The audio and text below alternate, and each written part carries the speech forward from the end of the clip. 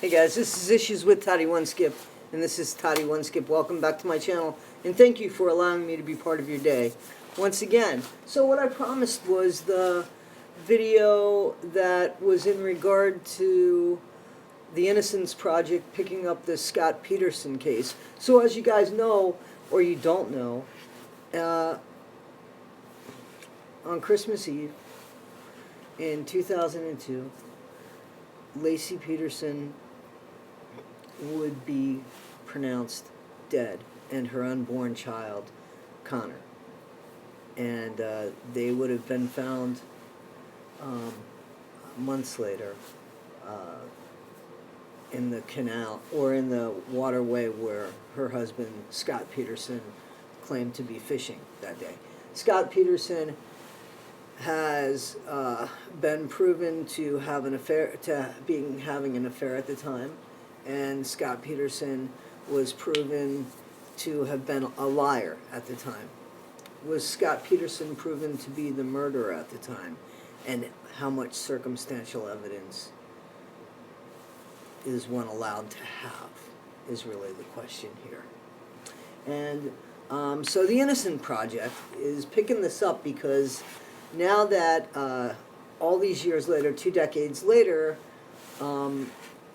they're going to go ahead and pull some DNA off of some of the evidence that has been found while the case was going on. And they think that with this new DNA, they can prove Scott's innocence. He's always proclaimed his innocence.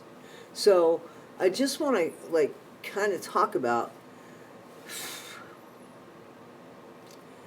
when is it enough circumstantial evidence that we convict somebody of 2 counts of murder?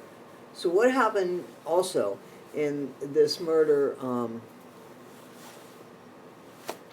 was that there's a Lacey and Connor law now, which it recognizes the embryo or the fetus of an unborn baby if a murder is taking place. So it's 2 counts, okay? And it was because of this this case that this law was brought in, and it was brought in. The family of Lacey Peterson worked very hard on bringing this in, and so now it is something that California, I'm not sure if everybody recognizes it. Here's what I'm saying: because of that, something like this came out of it, so that law is a good law. I don't think that the Roaches, I don't think that they really disliked their son-in-law until they found out that he was a cheater. And I think that through that crack in the facade of what they saw for their son-in-law, and because of the anger and desperation that their daughter was missing with an unborn child, that they needed to put that anger somewhere. Remember, I'm always saying that anger is much easier than dealing with hurt, because anger, we feel like we can control. Hurt, we don't feel like we can control. So I know, guys, I'm looking around, but I'm at that job again. So I kind of got to look around, because as you can see, there's a bunch of windows. There's windows all over. So anyway, there's a lot of evidence that Lacey was, she was 27 years old. 27 years old. She always walked her dog. Always walked her dog. I think the dog's name was Mackenzie. Always walked the dog, and the dog was found walking on its own with a leash, and the neighbor brought that dog in. Now, the neighbor said she brought it in at a certain time. People said that they saw Lacey in the park walking that dog at a certain time. So somebody's got their times wrong, but it doesn't mean those things didn't happen. Okay? I know that that Scott Peterson said to Amber Fry that it would be his first Christmas without his wife. That she was already gone, basically. You know, I never lie and say bad things because they always seem to me to come true. That's just the truth. I remember one time years ago, I said something about my grandpa was sick and I couldn't come to work. This was like decades ago. My grandpa's been gone for about 20 years already. And my grandpa got sick. And I never would say that again. So I think there's something about putting energy out there, seriously. So, and there's more coincidental things, which I want to show you how coincidental things can happen, but it's not without reasonable doubt. What is reasonable doubt? I think reasonable doubt changes in one's way of thinking. So, I want to show you some stuff, all right? Laci Peterson's body turns up precisely where Scott Peterson said he was fishing. There is no decent, non-incriminating explanation for that except that Scott killed her. One interpretation of that could be, well, he must have done it. It's not just a coincidence, but on the other hand, he had a reasonable explanation as to why he was in that area. The thing about this trial, it was circumstantial, so there's no smoking gun. And everybody wants a smoking gun. I can't think of one individual piece of evidence that would be an aha moment for a juror in this case. Is trying to be alleged to have occurred at home or in his vehicle or in his boat would have rendered a tremendous amount of physical evidence. Scott Peterson's defense attorney opened his case with an admission that his client is a cad for cheating on his wife. But there is no evidence, Mark Garrigus said, that Scott Peterson is a killer. I'll tell you what, Larry, I'll take a circumstantial evidence case any day above even a direct evidence case, because those are cases that deal with common sense, and that's what this case is about. Circumstantial evidence just as powerful under the law as direct evidence. For instance, when you come to work in the morning, it's bright and sunny outside. But when you step out at lunchtime, it's dark and gray. There are pools of water on the street. Women are rushing by with their raincoats and men are shaking their umbrellas. You don't have to see the storm to know it rained while you were inside. So guys, you know, they went right in on Scott. Like, that was the guy that they focused on, and I felt like it kind of based a case on that, and they built a case on that. And I feel like you don't know how you're going to respond. And you don't know if maybe he thought that she took off just to spite him because he shared with her that he had an affair. And, you know, is he guilty? Isn't he guilty? I don't know. I don't know. But I feel like they did just go right in on him, and they didn't go to other places. There was a burglary across the street. There were several people that said that they saw Laci after Scott had been gone. You know? So maybe whoever grabbed Laci, maybe if it wasn't Scott, whoever grabbed Laci had Laci and was keeping her, or maybe they had killed her and they took her and they didn't know what to do with her, and they checked and Scott said where he was at, and that's where they ended up putting her. You know, is any of this enough to say you're going to go down, you die for this? Is this really without reasonable doubt? What is without reasonable doubt? So, Nancy Grace, not my most favorite person, she makes some sort of parallel comparison to, well, if you go outside, I can't really imitate her, but if you go outside and and you see puddles on the ground, and people are shaking their umbrellas, you could see it was wet, and you could see that there were gray skies above you, that there was a storm. You don't have to be a genius to know that there was a storm out there. Yeah. You don't know what kind of storm. You don't know, did it lightning? Was it a fast storm? Was it just raindrops? Was it passing? You know, how much rain was it? Was there thunder? There's a lot. It rained. It got wet, it rained. It could also have been, maybe, I don't know, that it looked like rain, but I don't know, one of the hydrants blew and that's where the water came from, but it's going to rain anyway. I mean, would you bet every dime of your money? Look at it that way. Would you bet every cent of your money that Scott Peterson did it? That's what they need to start asking people. If you had your millions, would you bet it all that Scott Peterson did it? It's very, very inconvenient. But I have covered cases before that curled my hair more than today. Cases that I thought were absolute slam dunk. One in particular in Rhode Island where the cop was having an affair and the girlfriend got a letter from the cop saying, the girlfriend sent a letter to the cop saying, I'm going to tell your wife. And she ended up dead that night. That's a slam dunk to me.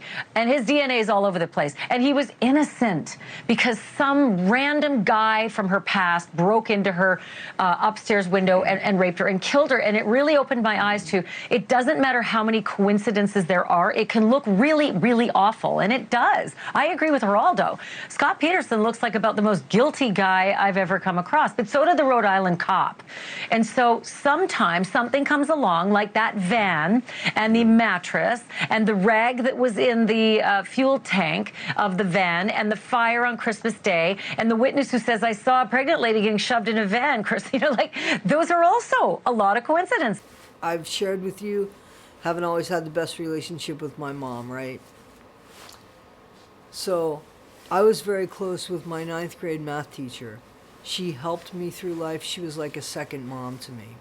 She passed away in 2014. Anyway, we had been friends throughout my whole life. 30, 40 years of our lives, we were friends.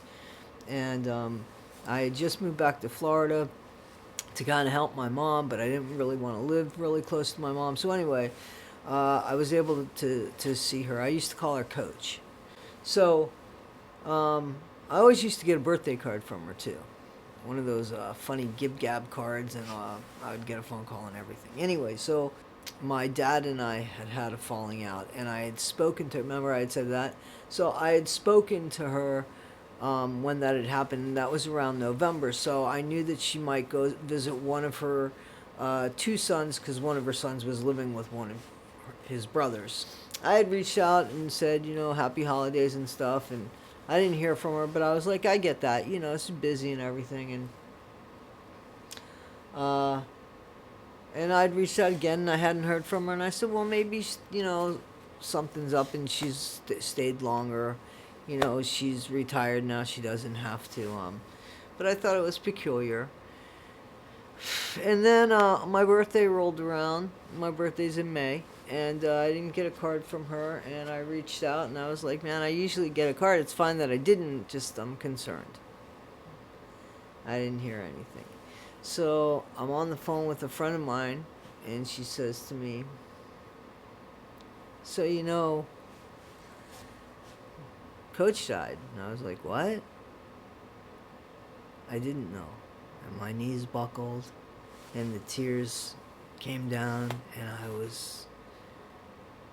I didn't know, And so I remember being just really sad by that. And anyway, I went to, the next day, I got up. I was going to take my dogs to camp. I used to take them to camp, daycare, or pet care, and then I would go to work.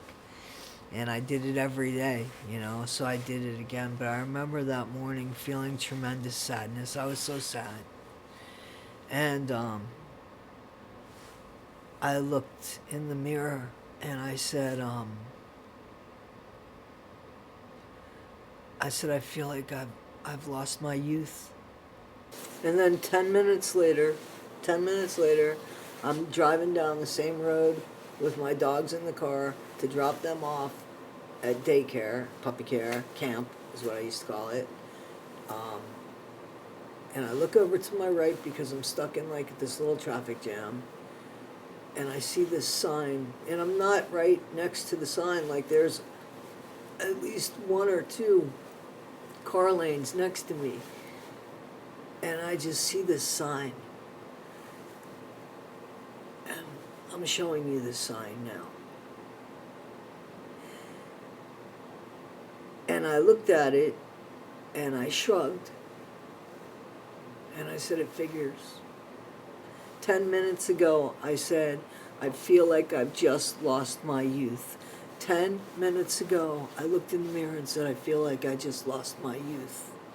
And 10 minutes later, I'm driving the same road every day that I drop the dogs off to camp before I go to work. This sign's never been there.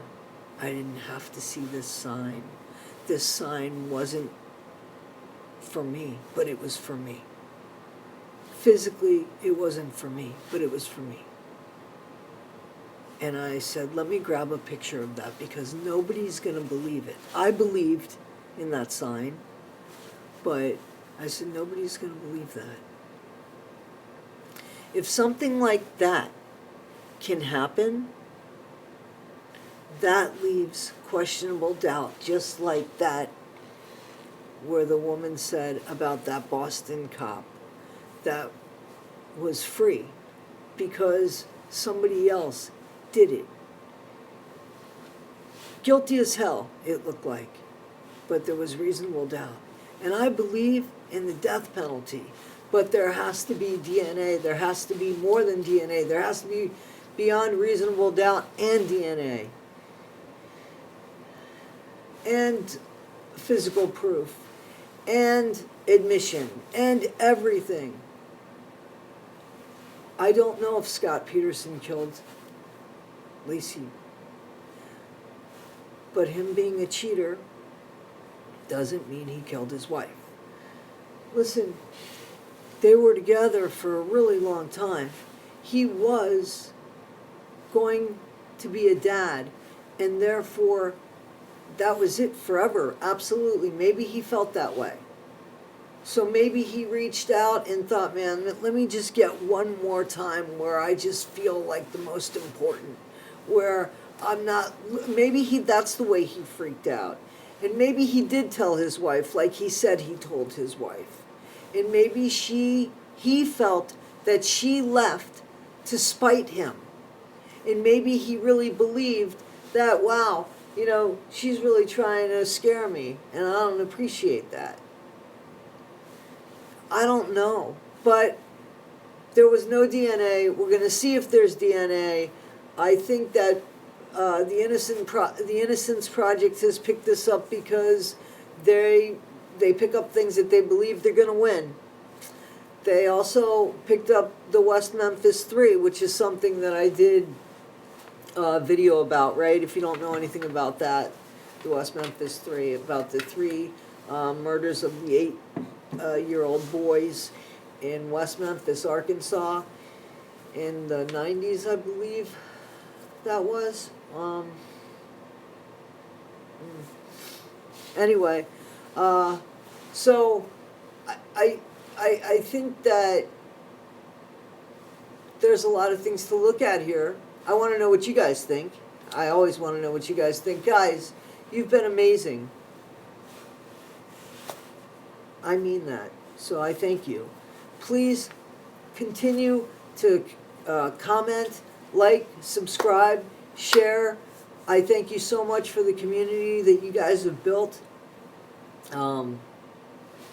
Let's keep on going. Let's keep on going. All right, guys, this is Issues with Toddy One Skip. I am Toddy One Skip. Don't forget, be better today than you were yesterday, but not half as good as you're going to be tomorrow. Thanks, guys.